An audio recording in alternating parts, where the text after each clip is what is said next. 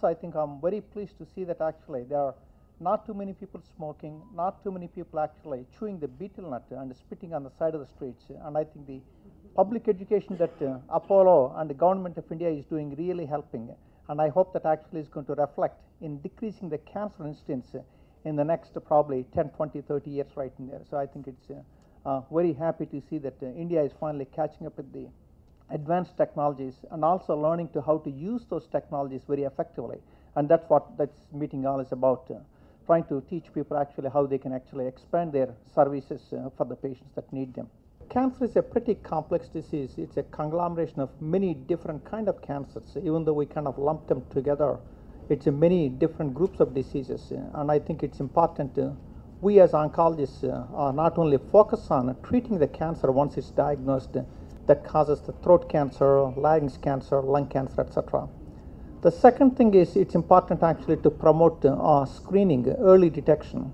So ladies actually going for the pap smears on a yearly basis. We do know that actually going through regular pap smears significantly decreases the risk of the cervix cancer. Also in the Western countries, we do know that lots of female cancers, the cervix cancer and some of the tongue and the tonsil cancers are related to a virus, HPV virus.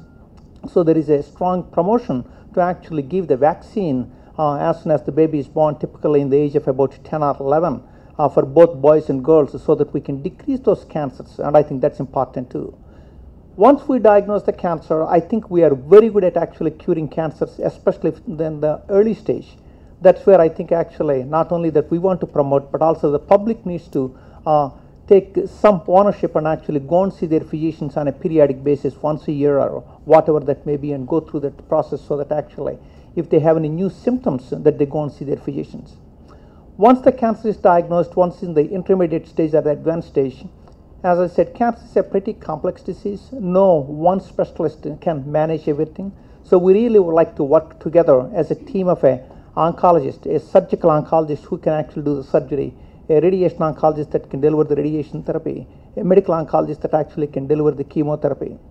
And also we need a whole host of other people, the diagnostic imaging studies, pathologists, and many groups of people, lots of support services. Dr. Vijayanand Reddy said we need the dentists and we need the physiotherapy, we need occupational therapy, speech therapy, and all those people, nutritionists and dietitians. So it's a pretty complex disease, and I think you need a whole new infrastructure to be able to take care of them. And I think actually it's very heartwarming to see in Hyderabad there are multiple facilities that are actually coming up to provide that complex service past a decade, and I think actually ultimately that will translate into people living longer with better quality of life.